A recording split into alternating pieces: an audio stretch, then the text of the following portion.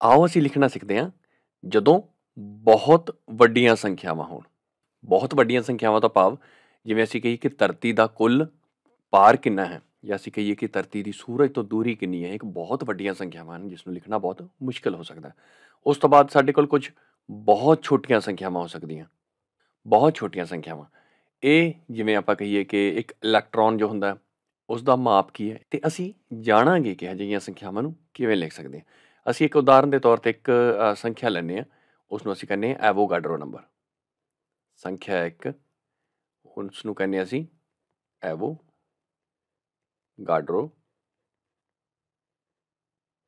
Number.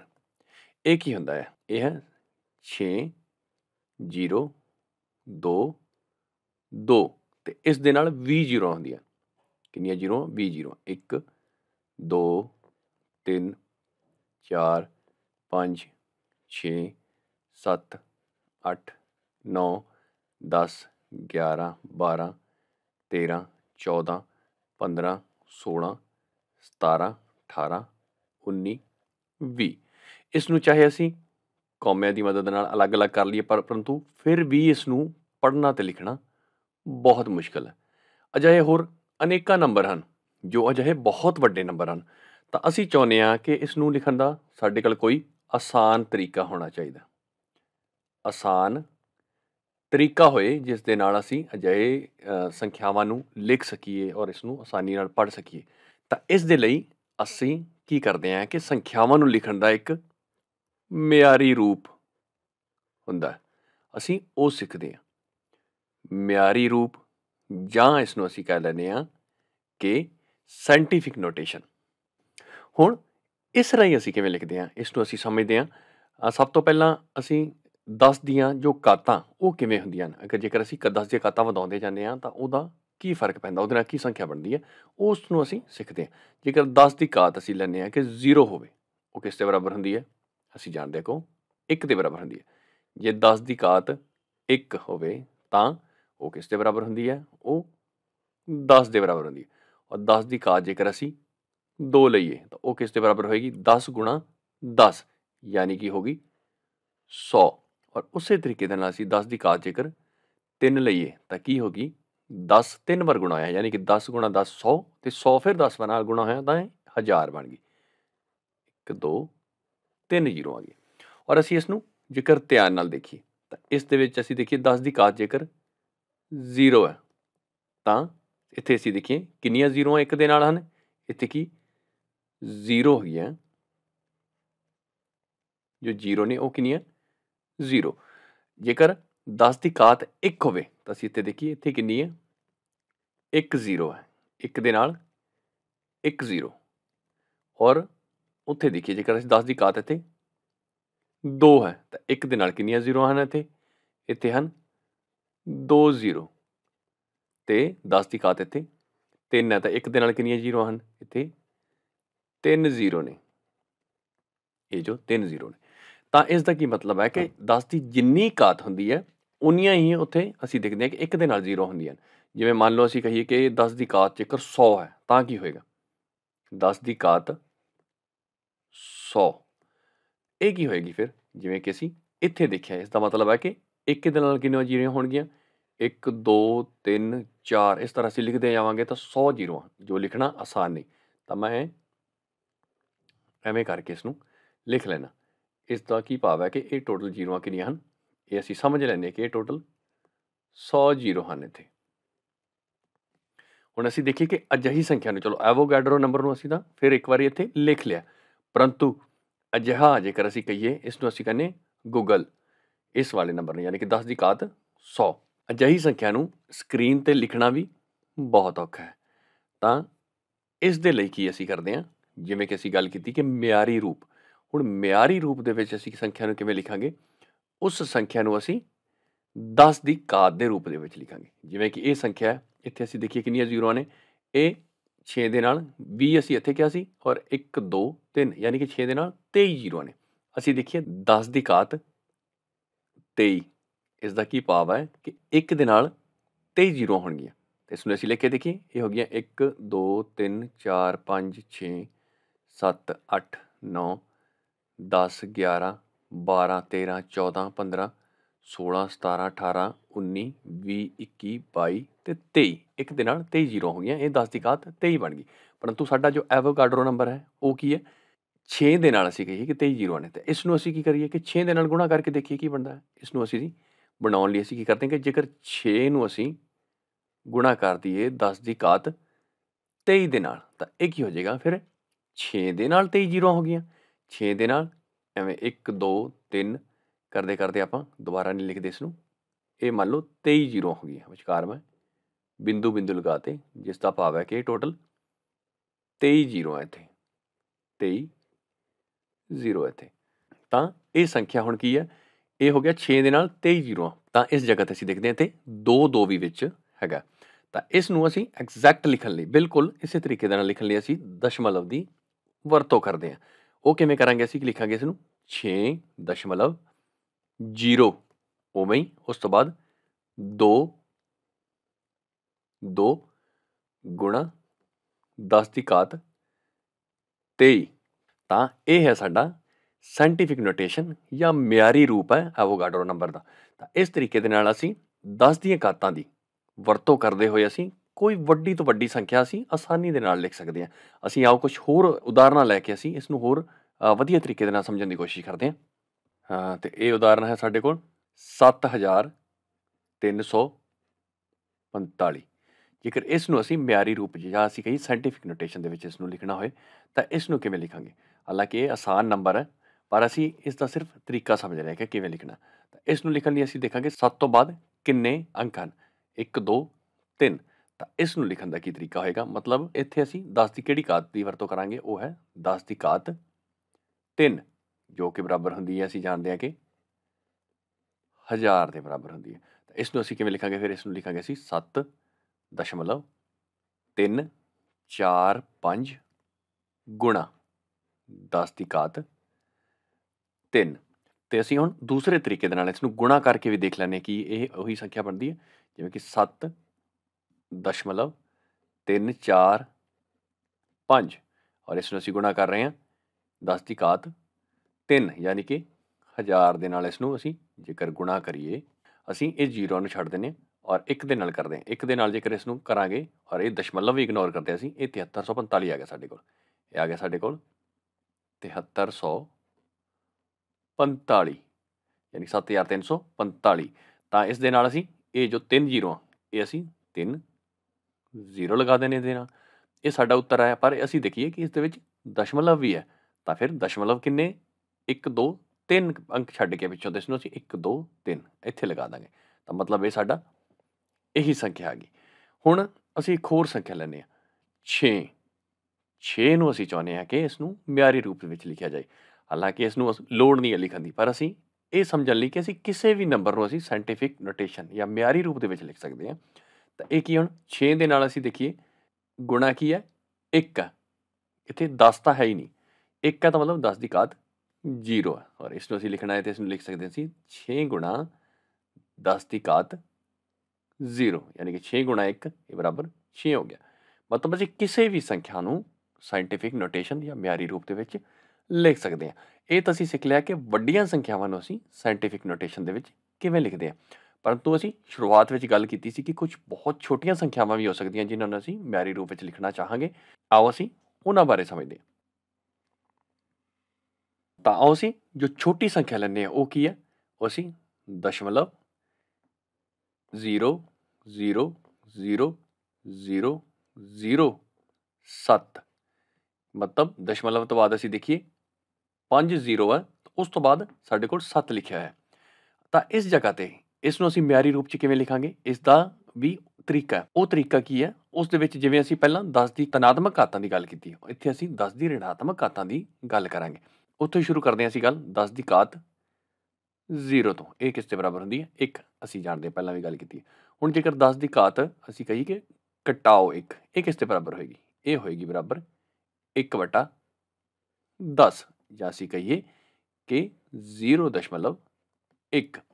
ਹੁਣ 10 ਦੀ ਘਾਤ ਘਟਾਓ 2, ਇਹ ਕਿਸ ਦੇ ਬਰਾਬਰ ਹੋਏਗੀ?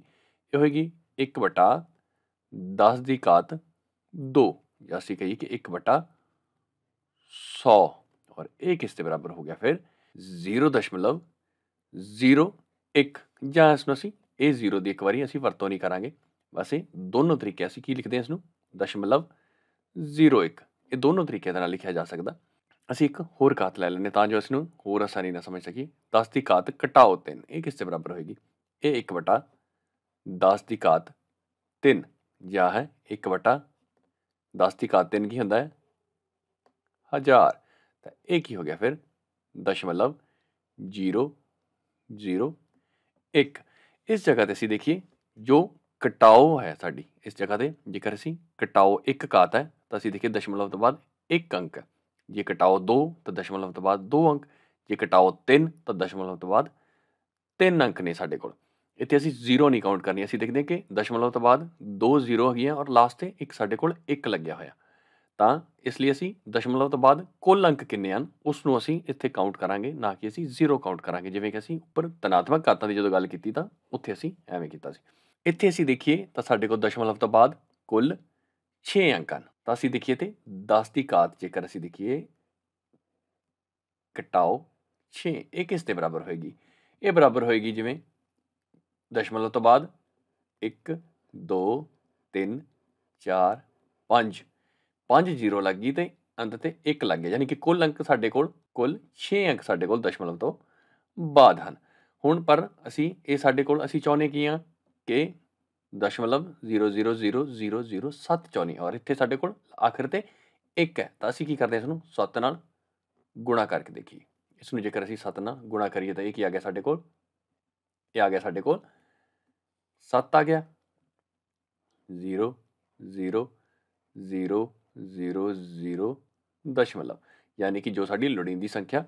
ਉਹ ਆ ਗਈ ਸਾਡੇ ਕੋਲ ਤਾਂ ਹੁਣ ਅਸੀਂ ਇਸ ਨੂੰ ਲਿਖਣਾ ਹੋਏ ਤਾਂ ਇਹ ਕਿਵੇਂ ਲਿਖ ਸਕਦੇ ਹਾਂ ਇਸ ਨੂੰ ਅਸੀਂ ਲਿਖ ਸਕਦੇ ਹਾਂ 7 ਗੁਣਾ ਇਹ ਵਾਲੀ ਸੰਖਿਆ ਔਰ ਇਹ ਕੀ ਹੈ 10 ਦੀ ਘਾਤ ਘਟਾਓ 6 ਤੇ ਅੱਗੇ 10 ਦੀ ਘਾਤ ਘਟਾਓ 6 ਇਹ ਲੋੜੀਂਦਾ ਉੱਤਰ ਹੈ ਜੋ ਅਸੀਂ ਚਾਹੁੰਦੇ ਹਾਂ ਆਓ ਅਸੀਂ ਕੁਝ ਹੋਰ ਉਦਾਹਰਨਾਂ ਸਮਝਦੇ ਹਾਂ ਜਿਵੇਂ ਕਿ ਇਸ ਜਗ੍ਹਾ ਤੇ ਅਸੀਂ ਦੇਖੀਏ ਤੇ ਐਂਡ ਤੇ ਸਾਡੇ ਕੋਲ ਸਿਰਫ ਇੱਕੋ ਹੀ ਅੰਕ ਸੀ ਮਤਲਬ ਸਿਰਫ 7 ਹੀ ਸੀਗੇ ਇਹ ਵੀ ਹੋ ਸਕਦਾ ਕਿ ਇਸ ਜਗ੍ਹਾ ਤੇ ਸਾਡੇ ਕੋਲ 7 ਦੇ ਨਾਲ ਕੁਝ ਹੋਰ ਹੁੰਦਾ ਐਦਾਂ ਦੀ ਆਪਾਂ ਇੱਕ ਉਦਾਹਰਨ ਲੈ ਕੇ ਇਸ ਨੂੰ ਸਮਝਣ ਦੀ ਕੋਸ਼ਿਸ਼ ਕਰਦੇ ਹਾਂ ਮੰਨ ਲਓ ਸਾਡੇ ਕੋਲ ਇੱਕ ਉਦਾਹਰਨ ਹੈ ਹੁਣ ਇਹ ਹੈ 0 ਦਸ਼ਮਲਵ ਅਸੀਂ 0 ਪਹਿਲਾਂ ਯੂਜ਼ ਨਹੀਂ ਕੀਤੀ ਪਰ ਇਹ ਬੈਟਰ ਹੈ ਕਿ ਆਪਾਂ ਪਹਿਲਾਂ 0 ਵੀ ਯੂਜ਼ ਕਰ ਲਿਆ ਕਰੀਏ ਇਹਦੇ ਨਾਲ ਕੀ ਹੁੰਦਾ ਹੈ ਕਿ ਕਈ ਵਾਰੀ ਦਸ਼ਮਲਵ ਮਿਸਪਲੇਸ ਹੋ ਜਾਂਦਾ ਜਾਂ ਦਸ਼ਮਲਵ ਕਈ ਵਾਰੀ ਹੁੰਦਾ ਕਿ ਦੇਖ ਨਹੀਂ ਪਾਉਂਦੇ ਤਾਂ 0 ਦਸ਼ਮਲਵ ਜੇਕਰ ਹੁੰਦਾ ਤਾਂ ਅਸੀਂ ਇਸ ਨੂੰ ਆਸਾਨੀ ਨਾਲ ਦੇਖ ਸਕਦੇ ਹਾਂ ਤਾਂ ਸਾਡੇ ਕੋਲ ਸੰਖਿਆ ਹੈ 0.0 0 0 0 5 1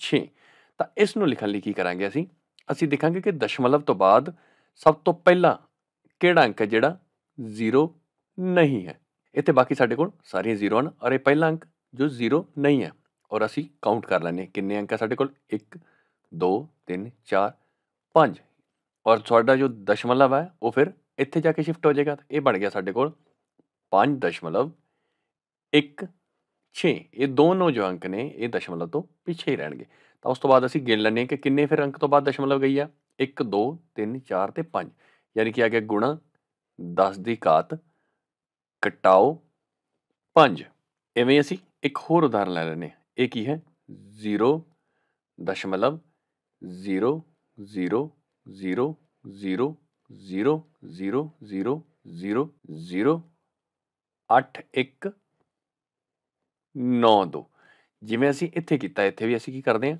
ਕਿ ਸਭ ਤੋਂ ਪਹਿਲਾ ਅਜਿਹਾ ਅੰਕ ਜੋ 0 ਨਹੀਂ ਹੈ ਉਸ ਨੂੰ ਦੇਖ ਲੈਂਦੇ ਉਹ ਕੀ ਸਾਡੇ ਕੋਲ ਉਹ ਹੈ ਇਹ 8 ਹੈ ਤਾਂ ਕੀ ਕਰਦੇ ਹਾਂ ਫਿਰ ਅਸੀਂ ਕਾਊਂਟ ਕਰ ਲੈਣੇ ਕਿ 8 ਸਮੇਤ ਕਿੰਨੇ ਕੁੱਲ ਅੰਕ ਨੇ ਜੋ ਦਸ਼ਮਲਵ ਤੋਂ ਬਾਅਦ ਨੇ ਉਹਨੇ 1 2 3 4 5 6 7 8 9 ਤੇ 10 ਤਾਂ ਇਹ ਫਿਰ ਕੀ ਬਣ ਗਿਆ ਫਿਰ 8.192 ਇਹ ਉਵੇਂ ਪਿੱਛੇ ਰਹਿ ਜਾਏਗਾ 192 ਤੇ 10 ਦੀ ਘਾਤ ਆ ਗਈ ਸਾਡੇ ਕੋਲ ਘਟਾਓ 10 ਇਹ ਕਿਉਂ ਆਈ ਹੈ ਕਿਉਂਕਿ ਅਸੀਂ ਦੇਖਿਆ ਕਿ ਸਾਡੇ ਕੋਲ ਕੁੱਲ 10 ਅੰਕ ਤੋਂ ਬਾਅਦ ਅਸੀਂ ਦਸ਼ਮਲਵ ਨੂੰ ਆਪਣੇ ਨੂੰ ਸ਼ਿਫਟ ਕੀਤਾ ਦਸ਼ਮਲਵ 8 ਤੋਂ ਬਾਅਦ ਗਈ ਆ ਇੱਥੇ ਆਈਏ ਸਾਡੇ ਕੋਲ ਤਾਂ ਕੁੱਲ ਅੰਕ ਜੋ ਅਸੀਂ ਇੱਧਰ ਨੂੰ ਲੈ ਕੇ ਗਏ ਉਹ 10 ਨੇ ਤਾਂ ਇਸ ਲਈ ਸਾਡੇ ਕੋਲ ਜੋ ਇਸ ਦਾ ਉੱਤਰ ਆ ਗਿਆ 8.192 ਗੁਣਾ 10 ਦੀ ਘਾਤ ਘਟਾਓ 10 ਆਓ ਅਸੀਂ ਹੁਣ ਸਮਝਦੇ ਹਾਂ ਜੇਕਰ ਅਸੀਂ ਦੋ ਬਹੁਤ ਛੋਟੀਆਂ ਸੰਖਿਆਵਾਂ ਨੂੰ ਜੇਕਰ ਅਸੀਂ ਆਪਸ ਵਿੱਚ ਗੁਣਾ ਕਰੀਏ ਤਾਂ ਫਿਰ ਕੀ ਹੁੰਦਾ? ਜਿਵੇਂ ਕਿ ਸਾਡੇ ਕੋਲ ਹੁਣ ਸੰਖਿਆਵਾਂ ਮੰਨ ਲਓ 0.005 ਔਰ ਇਸ ਨੂੰ ਅਸੀਂ ਗੁਣਾ ਕਰ ਰਹੇ ਹਾਂ 0.0008 ਤਾਂ ਇਸ ਦਾ ਉੱਤਰ ਸਾਡੇ ਕੋਲ ਕੀ ਆਏਗਾ? ਤਾਂ ਇਸ ਨੂੰ ਕਰਨ ਲਈ ਅਸੀਂ ਕੀ ਕਰਦੇ ਹਾਂ ਕਿ ਇਸ ਨੂੰ ਸਭ ਤੋਂ ਪਹਿਲਾਂ ਅਸੀਂ ਮਿਆਰੀ ਰੂਪ ਦੇ ਵਿੱਚ ਲਿਖ ਲੈਂਦੇ ਹਾਂ। ਇਹ ਸਾਡੇ ਕੋਲ ਕੀ ਆ ਗਿਆ ਫਿਰ? ਇੱਥੋਂ ਅਸੀਂ ਸ਼ਿਫਟ ਕੀਤੀ ਦਸ਼ਮਲਵ 5 ਤੋਂ ਬਾਅਦ ਤਾਂ 1 2 3 ਯਾਨੀ ਕਿ ਇਹ ਬਣ ਗਿਆ ਜੋ ਇਹ ਪਹਿਲੇ ਵਾਲੀ ਸੰਖਿਆ ਇਹ ਬਣ ਗਈ 5 ਗੁਣਾ 10 ਦੀ ਘਾਤ ਘਟਾਓ 3। ਇੱਕ ਅਸੀਂ ਇਹ ਜ਼ਰੂਰ ਦੇਖਣਾ ਹੈ, ਕਈ ਵਾਰੀ ਗਲਤੀ ਦੇ ਨਾਲ ਅਸੀਂ ਘਟਾਓ ਲਿਖਣੀ ਭੁੱਲ ਜਾਂਦੇ ਹਾਂ ਤੇ ਇਸ ਦਾ ਖਾਸ ਧਿਆਨ ਰੱਖਣਾ ਹੈ ਕਿ ਘਟਾਓ 3 ਜੇਕਰ ਇਹ 3 ਲਿਖ ਦਾਂਗੇ ਤਾਂ ਇਹ ਸੰਖਿਆ 5000 ਬਣ ਜਾਏਗੀ। ਤਾਂ ਇਸ ਨੂੰ ਵੀ ਅਸੀਂ ਲਿਖ ਲੈਂਦੇ, ਇਹ ਹੋ ਗਿਆ ਸਾਡੇ ਕੋਲ 8 ਗੁਣਾ 10 ਦੀ ਘਾਤ 1 2 3 4 ਘਟਾਓ 4। ਤਾਂ ਇਹਨਾਂ ਦੋਨਾਂ ਦੀ ਗੁਣਾ ਤੇ ਕੀ ਆਏਗਾ ਸਾਡੇ ਕੋਲ? ਇਸ ਨੂੰ ਅਸੀਂ ਲਿਖ ਲੈਂਦੇ ਹਾਂ, ਇਹ ਆ ਗਿਆ ਸਾਡੇ ਕੋਲ 5 ਗੁਣਾ ਪਹਿਲੀ ਸੰਖਿਆ ਲਿਖ ਲਈ ਸੀ 10 ਦੀ ਘਾਤ ਘਟਾਓ 3, ਉਸ ਤੋਂ ਬਾਅਦ ਇਹ ਗੁਣਾ ਹੋਏਗੀ 8 ਗੁਣਾ 10 ਦੀ ਘਾਤ ਘਟਾਓ 4।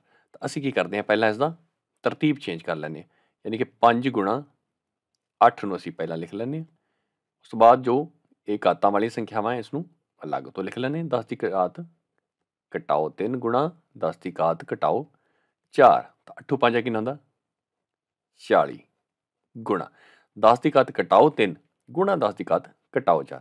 ਔਰ ਇਹ ਘਾਤਾਂ ਦਾ ਨਿਯਮ ਅਸੀਂ ਜਾਣਦੇ ਹਾਂ ਕਿ ਜਦੋਂ ਆਧਾਰ ਇੱਕ ਹੁੰਦੇ ਹਨ ਤਾਂ ਘਾਤਾਂ ਜੁੜ ਜਾਂਦੀਆਂ ਨੇ। ਤੇ ਇਹ 10 ਦੀ ਘਾਤ ਹੋ ਗਈ, ਦੋਨੋਂ ਘਾਤਾਂ ਜੁੜ ਗਈਆਂ, ਯਾਨੀ ਘਟਾਓ 3 ਜੋੜ ਘਟਾਓ 4, ਇਹ ਹੋ ਗਿਆ ਘਟਾਓ 7। ਇਸ ਤਰੀਕੇ ਦੇ ਨਾਲ ਸਾਡੇ ਕੋਲ ਇਸ ਦਾ ਆਨਸਰ ਆ ਗਿਆ। ਚਲੋ ਅਸੀਂ ਇੱਕ ਹੋਰ ਉਦਾਹਰਨ ਲੈਂਦੇ ਹਾਂ ਜਿਸ ਦੇ ਵਿੱਚ ਅਸੀਂ ਇੱਕ ਬਹੁਤ ਵੱਡੀ ਸੰਖਿਆ ਦੀ ਗੁਣਾ ਕਰਦੇ ਹਾਂ ਇੱਕ ਬਹੁਤ ਛੋਟੀ ਸੰਖਿਆ ਦੇ ਨਾਲ। ਇਸ ਲਈ ਪਹਿਲਾਂ ਅਸੀਂ ਉਹੀ ਸੰਖਿਆ ਲੈਂਦੇ ਹਾਂ ਜਿਹੜਾ ਅਸੀਂ ਐਵੋਗਾਡਰੋ ਨੰਬਰ ਅਸੀਂ ਲਿਆ ਸੀਗਾ, ਤਾਂ ਇੱਕ ਬਹੁਤ ਛੋਟੀ ਸੰਖਿਆ ਨਾਲ ਅਸੀਂ ਗੁਣਾ ਕਰਕੇ ਅਸੀਂ ਦੇਖਾਂਗੇ। ਤਾਂ ਕੀ ਐਵੋਗਾਡਰੋ ਨੰਬਰ ਸੀਗਾ ਸਾਡੇ ਕੋਲ?